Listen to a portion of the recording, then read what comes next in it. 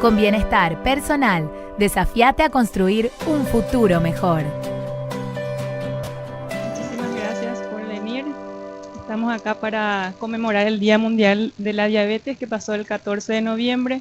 Como saben, la diabetes es una de las enfermedades crónicas que anteriormente ya habrán ustedes conocido también, entre otros como las enfermedades respiratorias, hipertensión, el cáncer, que como dijeron anteriormente es una enfermedad que no aparece de la noche a la mañana, sino que puede tardar días, meses, inclusive años, que se caracteriza por una alteración de la glucosa sanguínea en forma crónica, es decir, que puede empezar 1, 2, 3 meses atrás o inclusive años y que luego de ese tiempo aparecen los síntomas.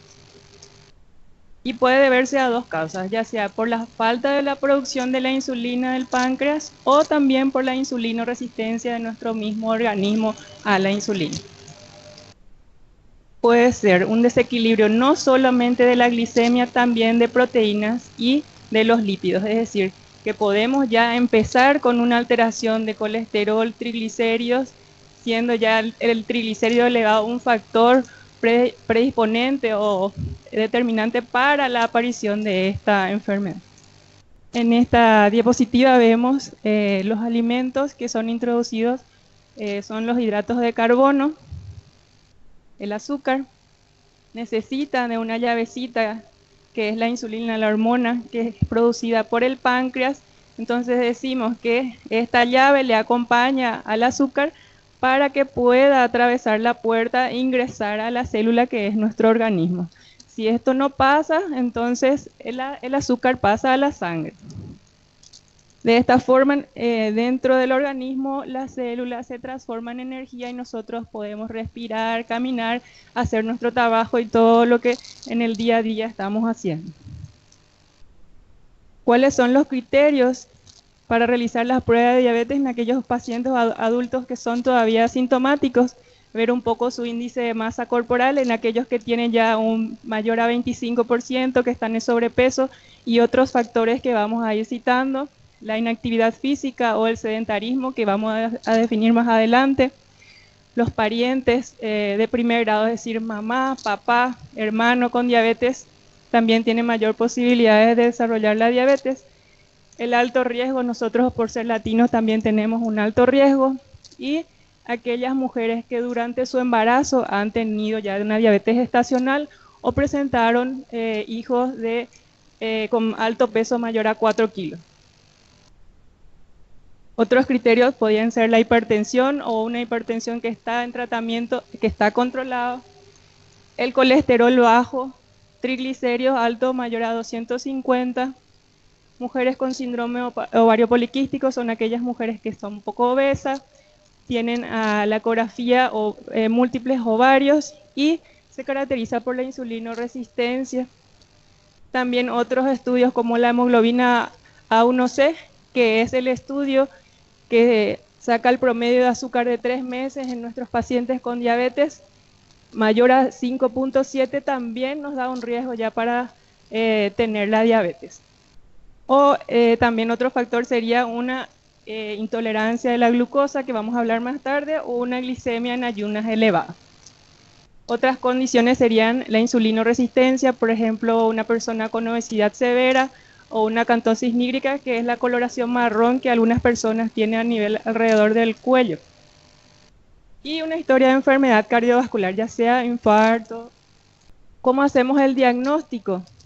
Cuando nuestro paciente viene al consultorio y vemos sus estudios laboratoriales y tenemos una glicemia en ayunas mayor a 126, un estudio especial que se llama test de tolerancia a las 2 horas, que seguramente la mayoría de las mujeres se hicieron durante su embarazo, es el estudio que se hace en ayunas, se le da un líquido azucarado y a las 2 horas vuelve a hacer el estudio, a quitarse la sangre.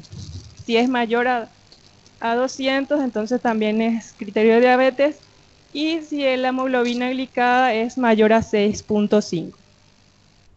Si por ejemplo nuestro adulto no consumió o consumió algo, si su glicemia es mayor a 200, no importa que esté en ayuno, si ya es 200, ya es también diagnóstico de diabetes, con síntomas de hiperglicemia, es decir, si nuestro paciente orina mucho, tiene mucha sed, tiene mucha hambre y también en un lapso poco de tiempo perdió peso. Y lo ideal sería confirmar con un segundo laboratorio, si es que estos síntomas todavía no aparecen.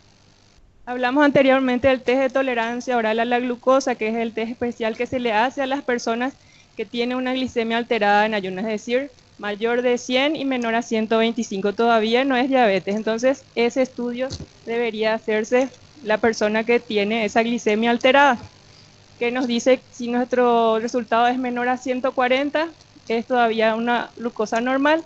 Si está entre 140 y 199, ya es un estadio de prediabetes, en donde la persona ya tiene que insistir sobre la alimentación, la actividad física, inclusive ya puede iniciar también una medicación. Y cuando ya es mayor a 200, ya hacemos el diagnóstico de diabetes. Vamos a ver, de acuerdo a las características, podemos dividir a la diabetes en diabetes tipo 1 y diabetes tipo 2. La diabetes tipo 1 vamos a ver que es mucho más frecuente en personas de menor edad, es decir, en menores de 20 años. En cambio, la diabetes tipo 2 aparece en personas mayores de 40 años. Pero actualmente por la comida chatarra que consumimos y la inactividad física, aparece ya en adolescentes.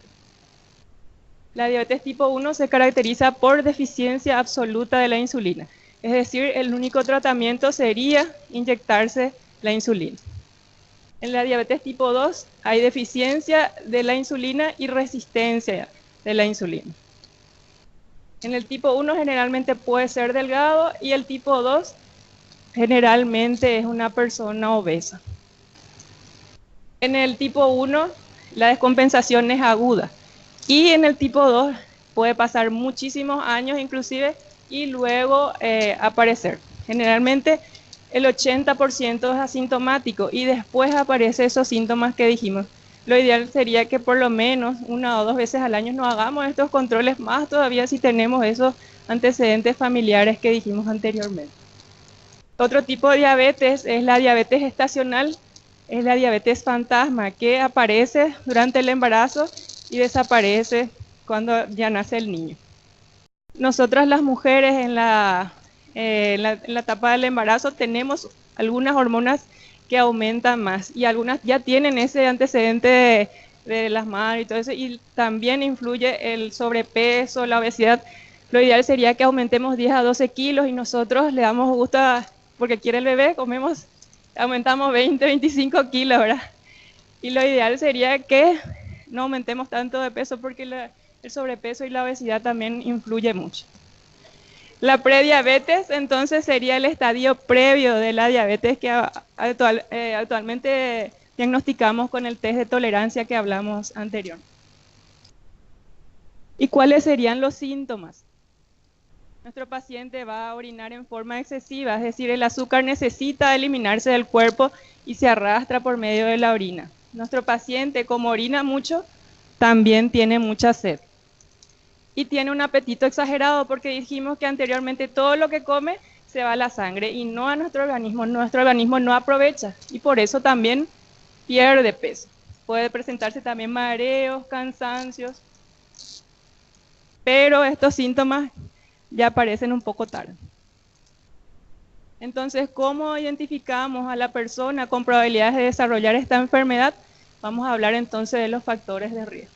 ¿Qué es el factor de riesgo? Es aquella característica que tiene un individuo de tener la probabilidad de desarrollar esta enfermedad, entonces de desarrollar la diabetes. En esta diapositiva vemos algunos factores de riesgo en la población actual. Vemos que tiene una pancita prominente, la obesidad central, que está acostadito, no hace actividad física, tiene malos hábitos alimentarios, está consumiendo una hamburguesa, bebidas azucaradas o bebidas alcohólicas y al fondo vemos que tiene también unos antecedentes de obesidad en la familia. ¿Cuál sería la realidad de estos factores de riesgo en Paraguay, una encuesta que se realizó en el Ministerio en el año 2011 arrojó estas estadísticas: obesidad en un 57.6%, intolerancia a la glucosa 17%, diabetes de 6.5 aumentó a 9.7%, hipertensión arterial 58%, HDL, que es el colesterol bueno, disminuye en un 48%, y triglicéridos y colesterol total aumentado en 44.1%. Todo esto nos lleva a desarrollar otras enfermedades: accidente cerebrovascular, enfermedad coronaria, aneurisma, insuficiencia vascular periférica. ¿Cuántas personas llevan una vida sedentaria? Y vemos que a nivel mundial 70% de la población está sedentaria. Y como estamos por Paraguay, no estamos muy lejos. En Paraguay, inclusive un poco más, 75% es sedentario. Deberíamos hacer por lo menos media hora todos los días actividad física, y los niños 1 hora todos los días, y ellos están en un porcentaje de 64%, o sea que están cerca de los adultos también, porque nosotros somos el ejemplo y no le llevamos a la placita, a la cancha para hacer actividad física. Factores de riesgo nosotros podemos clasificar en los que podemos modificar y los que no son modificables. Los no modificables serían el género, la edad, la herencia, y los modificables, y donde sí nosotros podemos trabajar, es en el sobrepeso, la obesidad, en el sedentarismo, la hipertensión, la mala alimentación y en el tabaquismo. Entre los factores que podemos no podemos modificar está el sexo femenino. Como dije anteriormente, nosotros tenemos mayor prevalencia de desarrollar la diabetes. ¿Por qué? Porque los varones realizan un poco más de actividad física, ¿cierto? Se van a jugar partidos, pero existe el tercer tiempo. Ahí otra vez no es factor protector, sino de riesgo.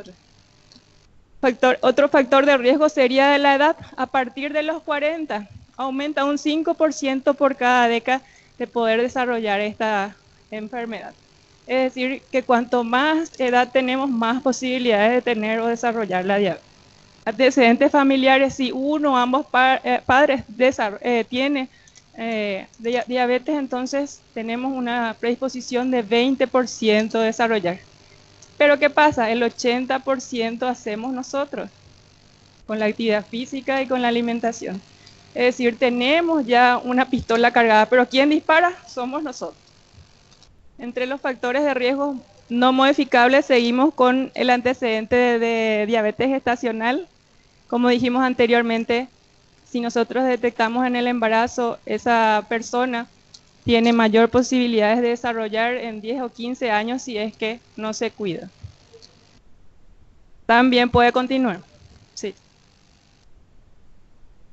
Y entre los factores modificables tenemos el sobrepeso o la obesidad, que es uno casi de los factores más importantes para desarrollar la diabetes. Utilizamos el índice de masa corporal para hallar la fórmula de peso dividido la estatura al cuadrado, y tenemos el rango de peso normal, sobrepeso, obesidad grado 1, 2 y 3.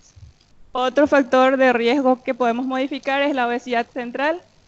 También está asociada con frecuencia a la diabetes, y vemos que en mujeres tienen mayor riesgo de desarrollar en personas que tienen una cintura mayor a 80, y en varones mayor a 90.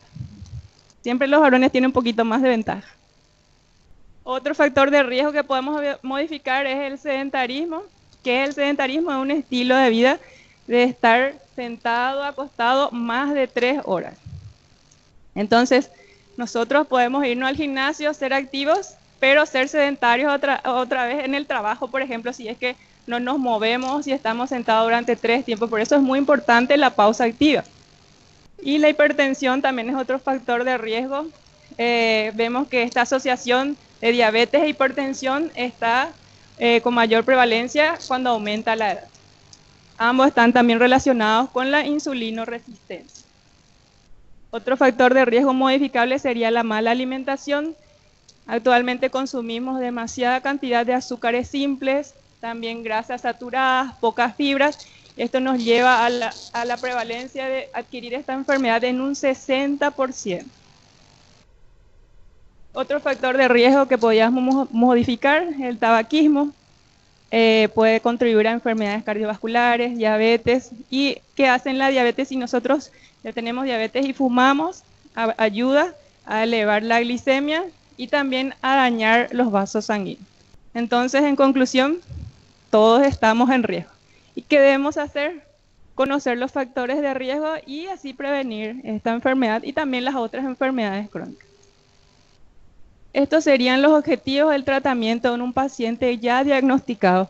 Debería tener una glicemia en ayunas y preprandiales menos de 120, su control de hemoglobina glicada menos de 6.5, colesterol total menos de 180, LDL, que es el colesterol malo, menos de 100, HDL, que es el colesterol bueno, mayor a 40, triglicéridos menor a 150, presión arterial menor a 120/80 y un índice de masa adecuado a su peso y altura.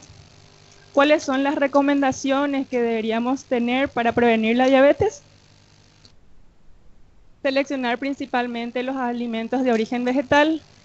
Seguramente ya conocen la promoción de 5 al día, consumir por lo menos 3 frutas y 2 verduras o viceversa en el día. Y también los demás otros alimentos como pan, cereales, derivados de granos, arroz, pastas o semillas. Consuma menos sal, entonces así vamos a ayudar también a disminuir la hipertensión arterial. Y una medida que nosotros podemos practicar ya hoy en la casa es retirar el salero de la mesa. Con solamente eso. Porque algunas veces ni siquiera probamos la comida y estamos poniendo sal. También conservar un peso saludable. Si ya tenemos peso saludable, mantenerlo, que es lo que cuesta. Si tomamos bebidas alcohólicas, reducir la cantidad de bebidas alcohólicas, comer más fibras, que los encontramos en las frutas, verduras, granos, consumir menos grasas, tratar de no freír, también desechar, si vemos la parte blanquita, desechar la grasa, usar menos mantequilla y margarina y realizar ejercicios físicos. Por lo menos 150 minutos semanales de intensidad moderada. Si hacemos, por ejemplo, 3 veces a la semana aeróbicos y 2 veces a la semana ejercicio de resistencia, sería lo ideal. Entonces, lo fundamental de la diabetes es, número 1, prevenir. Si tenemos ya personas con factores de riesgo, detectar temprano, diagnosticar lo más temprano posible con los estudios, mantener un buen control, evitar las complicaciones y tener una buena calidad de vida. Muchísimas gracias.